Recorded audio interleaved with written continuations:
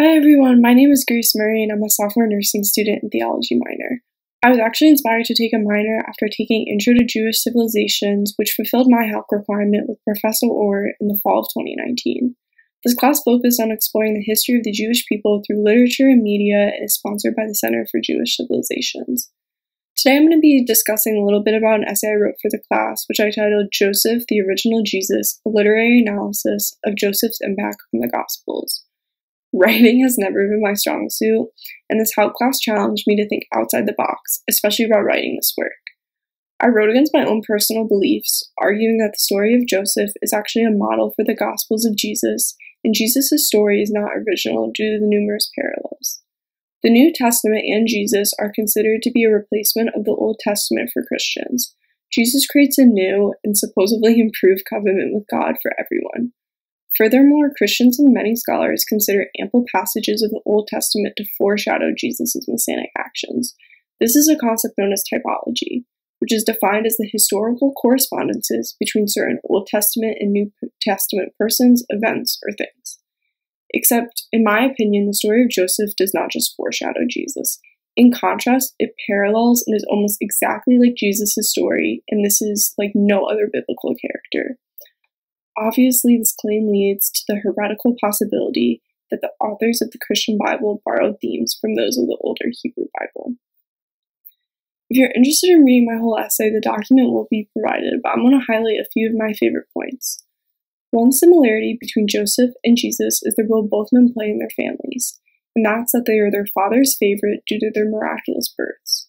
Joseph's birth was incredibly difficult because his mother Rachel was barren until God performed a miracle to make her fertile at an old age. Joseph's father, Jacob, sees this conception as an absolute blessing and favors Joseph like anyone else. Many of us are familiar with Jesus' similar story. God blessed Mary with Jesus, which is a miracle because she was a virgin. Essentially, God wills the inconceivable to occur for Jesus, but he honestly did the same thing in principle for Rachel to give birth to Joseph. Numerology also connects these two biblical characters. Joseph was one of 12 brothers, while Jesus was one of 12 with his disciples.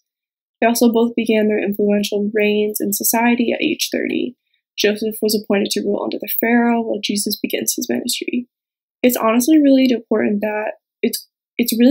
to note that though many numbers, like especially the number 3, are seen throughout the Bible because they're considered lucky, 30 is not one of them. In fact, the only other biblical character to start their reign at 30 is King David. Joseph and Jesus were both humiliated and sold by their closest 11 companions as well. Joseph's brothers all banded together to rid Joseph from their lives because they were jealous that he was Jacob's favorite.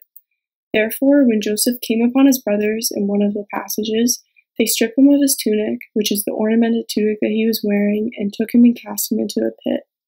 Many of you probably recognize this specific part of Joseph's story because he's known for his colorful cloak, which was given to him by his father to also signify his favoritism.